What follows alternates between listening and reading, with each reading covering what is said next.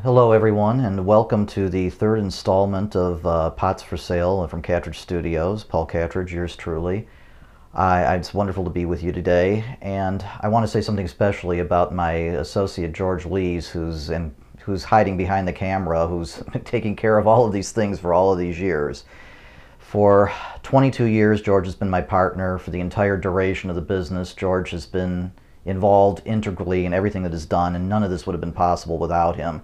He's the heartbeat of the studio, and if those of you who haven't had the pleasure of knowing him, I hope that you will at some point. But rest assured that anything that you see, if it's a good thing, somehow George's fingers are in the mix, so be advised.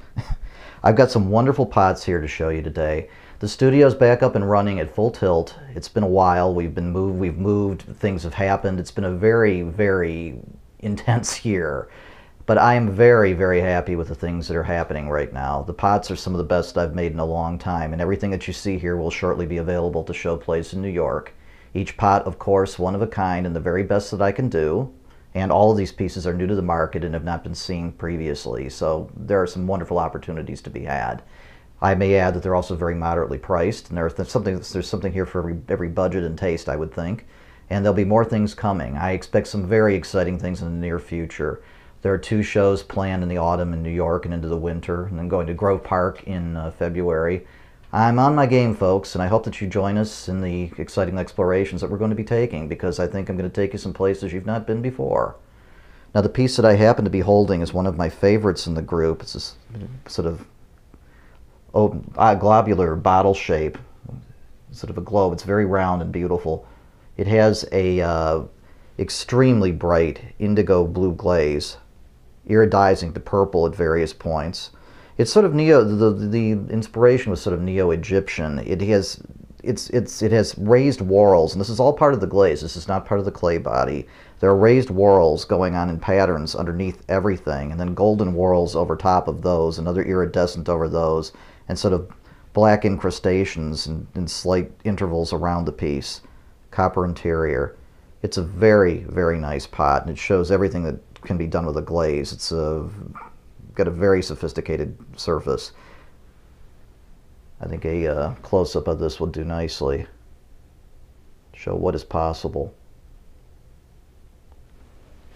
The next piece is a little more subtle, but nonetheless beautiful.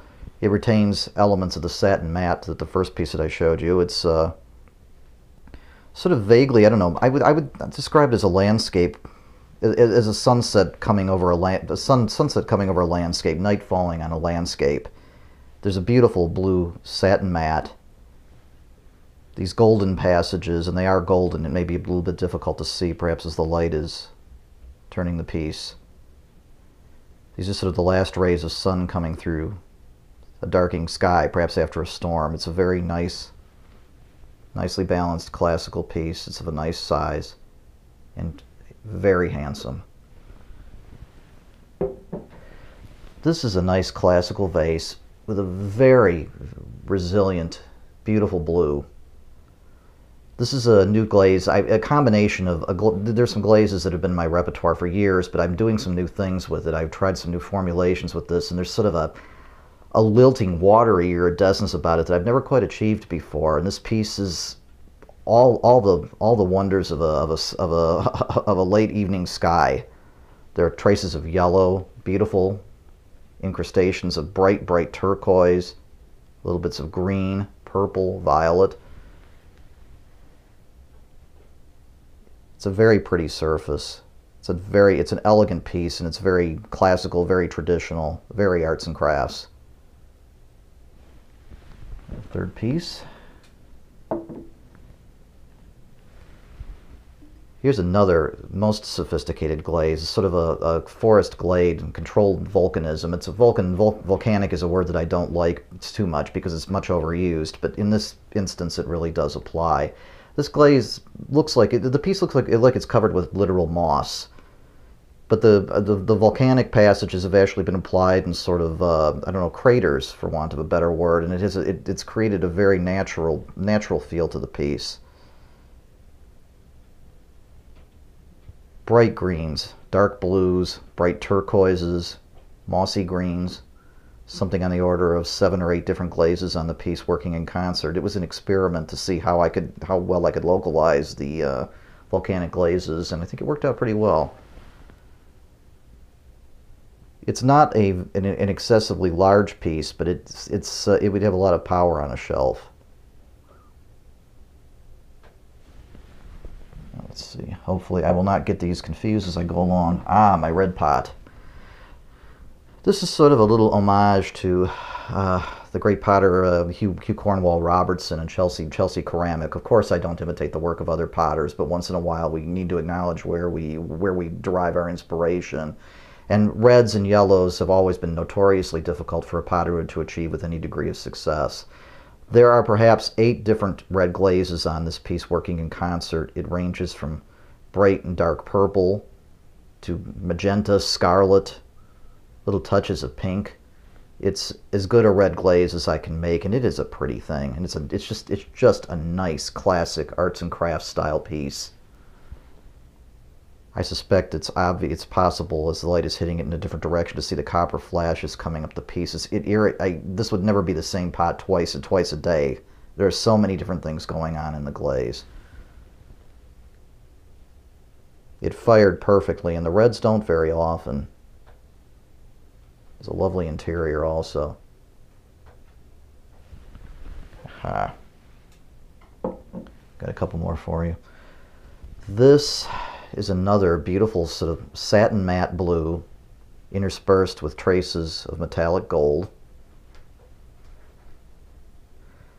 The pattern is sort of like a stylized Indian basket. I realized that as I was making it. It's funny, I mean the colors of course don't look very much like straw, but there's something about the pattern that looks like a basket weave, and but it's different on all sides. It creates sort of there's a unity to it, but there's a lot of life in it as well, and it's also got the dark indigo lapis satin matte that I've been working with fairly successfully recently. I'm very happy with the results of this piece. It's very pretty. Let's turn it around so that it can be seen in greater detail and depth. And I think we have but one more spectacular piece. This beautiful bottle, which is sort of the last light on a summer's day. The blues are rich: aqua, turquoise, olive green, mattes, glosses, the darkest blue, the brightest gold. It is such a pretty thing. So I'm as usual, I'm putting my hands in the way of the glaze because I'm trying to hold it and look at it myself. It's always interesting to see how it looks from my own perspective. I'll try putting it on end like this. This pot has everything that I knew how to do with a glaze on this piece, and it fired to perfection. It is a very nice pot. Someone should be proud to own it, I hope. I'll put it so it deserves to get a little more attention. Of course, George's wonderful still photographs will accompany all of these pots and be part of their the aspect of it, because I realize that the videotape can't show everything that there is. The colors aren't quite as true. And as always, I'm very available and very happy to talk to any of our clients or patrons, anyone out there who's just simply curious about what it is I'm doing and why I'm doing it. Again, expect more video. There's some interesting plans in the works for a couple of things. I perceive that into the fall I may do my first official online show where we orchestrate an entire event around it. I've always got to keep moving and keep in motion. I'm very happy with what's happening here. I want you to join us in the good things that are happening in our lives, and I want you to know that I value your patronage to the greatest degree, and without you, none of this is possible. Thank you very much, and I hope you enjoy what you've seen today.